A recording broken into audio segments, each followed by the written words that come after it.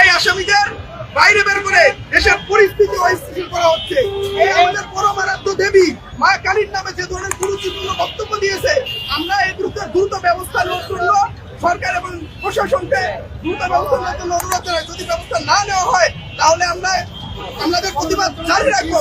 শুধু সে আমাদের দেবীকে নিয়েই কুরুচিপূর্ণ বক্তব্য দিয়ে থামেনি, সে এখানে উল্লেখ করেছে যে নারী, হিন্দু নারীরা নাকি বহুগামী।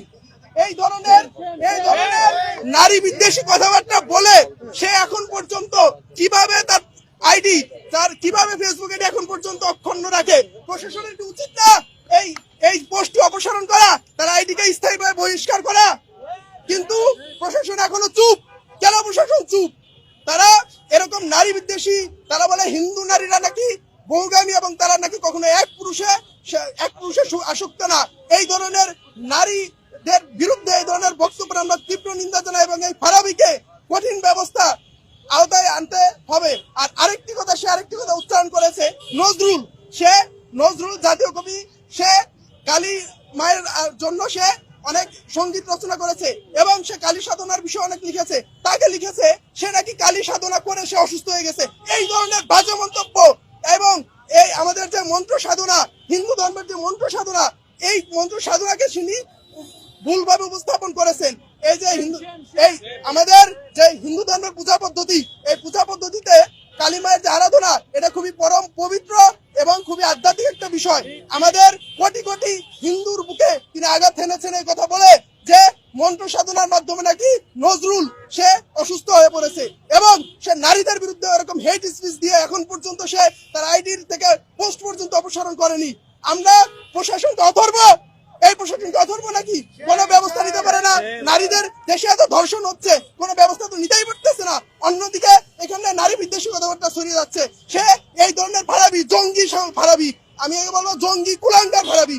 এই ফারাবি দেশের মধ্যে সাম্প্রদায়িক বীজ বপন করে এবং তারা দেশকে অস্থিতিশীল করার জন্য, সাম্প্রদায়িক দাঙ্গা লাগানোর জন্য সবসময় তারা। আমি বেশি কথা বলবো না, আমি শুরু থেকেই বলতে চাই, বাংলাদেশে ধর্মীয় অবমাননার নামে, বাংলাদেশে ব্লাসফেমির নামে শুধুমাত্র একটি সম্প্রদায়কে টার্গেট করে সব আইন প্রণীত আছে। আমরা আগেও দেখেছি, আমি যদি শুরু থেকে বলি, 2001 সালে যখন সারা দেশে নতুন একটি সরকারের গভর্নমেন্টের আগমন ঘটে, আমরা দেখেছি 1971 সালেও এদেশে সনাতন ধর্মীরা শারদীয় দুর্গোৎসব পালন করেছিল। কিন্তু একটা নির্দিষ্ট গোষ্ঠীর, একটি নির্দিষ্ট রাজনৈতিক গোষ্ঠীর এবং একটা নির্দিষ্ট সম্প্রদায়ের অত্যাচারে 2001 সালেও তারা তাদের ধর্মীয় উৎসব পালন করতে পারে নাই। আমরা পরবর্তীতে স্বৈরাচারী হাসিনার আমলেও দেখেছি 2021 সালে যখন রক্তাক্ত শারদ হয়েছিল, তখন কুমিল্লার একটি মন্দিরের মধ্যে কোরআন অবমাননার নামে রাস্তার পাশে একটি মন্দিরের মধ্যে হনুমানের পায়ের নিচে কোরআন লেখা হয়েছিল। তখন সারা দেশে সনাতনী সম্প্রদায়ের উপর যে মব ভাইলেন্স নেমে এসেছিল, তার একটি মাত্র বিচার আমরা এখন পর্যন্ত পাইনি। পরবর্তীতে দীপু দাসের কাহিনীতে আসি। দীপু দাসের হত্যাকাণ্ডের সময় শুধুমাত্র ধর্মীয় অবমাননার ব্লাসফেমির নামে এক ভুয়া অভিযোগে তাকে জ্যান্ত পুড়িয়ে মারা হয়েছিল। আমরা শুধুমাত্র এই পর্যন্ত দেখেছি ধর্মীয় অবমাননার আইন, ধর্মীয় অবমাননার নামে মব সন্ত্রাস শুধুমাত্র একটি নির্দিষ্ট গোষ্ঠীর উপরে তারা শুধুমাত্র আইন প্রয়োগ করে। কিন্তু অপর কোন গোষ্ঠী যখন সেই মাইনরিটির নামে, হিন্দু সম্প্রদায়ের নামে, বাকি মাইনরিটি সম্প্রদায়ের নামে যখন তারা ধর্মীয় অবমাননার অভিযোগ আনে, তখন আমরা সেই প্রশাসনকে কোন প্রকার বিচার ব্যবস্থার সম্মুখীন করতে দেখি নাই। আমরা আমাদের বর্তমান সরকারকে স্পষ্টভাবে বলে দিতে চাই, আপনারা যদি এই দেশে সাম্প্রদায়িক সম্প্রীতি চান এবং রক্ষা করার কথা বলেন, তাহলে সেটা আমাদের দৃষ্টান্তমূলক ভাবে দেখান। আমরা দেখতে পেরেছি গতকাল ফারাবি নামে এক জঙ্গি জেল থেকে বের হয়ে, ইউনূস সরকারের সময় জেল থেকে বের হয়ে সে হিন্দু ধর্ম এবং হিন্দু ধর্মের দেবী কালীকে নিয়ে কুরুচিপূর্ণ মন্তব্য করে গেছে।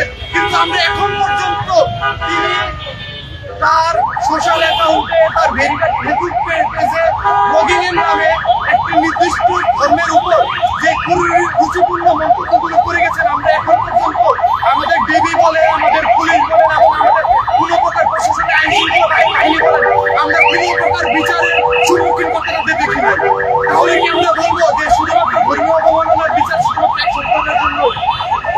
আমরা ভোটের আগে থেকে শুনে আসতেছি একদল আপনার মন্দিরে গিয়ে তাদের ধর্মীয় গ্রন্থ পাঠ করছে, আর একদল ভোট চাওয়ার জন্য হিন্দু বাড়িতে দিয়ে খাবার খাচ্ছে। আমরা ভোটের জন্য সবসময় হিন্দু সম্প্রদায়কে ইউজ করা হয়, কিন্তু ভোটের পরে আমরা আসলে হিন্দু সম্প্রদায়ের যে চাওয়া, যে নিড, সেটা কোনো সময় বাস্তবায়িত হইতে দেখি নাই। আমার শুধুমাত্র একটাই দাবি এই সরকারের উপর, এই গভর্নমেন্টের উপর, আপনারা যদি দেশের সাম্প্রদায়িক শৃঙ্খলা রক্ষা করতে চান এবং দেশের প্রত্যেকটি মানুষের সমান বিচার চান, তাহলে এই মব সন্ত্রাসী, এই জঙ্গি আরবির সুবিচার আপনারা নিশ্চিত করুন। তাহলে এই দেশে সর্বসম্মতভাবে দেশের সাম্প্রদায়িক সম্প্রীতি রক্ষা করা যাবে। ধন্যবাদ। এখন আমাদের মধ্যে বক্তব্য রাখছেন আমাদের জগন্নাথ হল সংসদে, জগন্নাথ হল সংসদের সমাজসেবা সংগঠন, আমি ওনাকে বিদ্যুৎ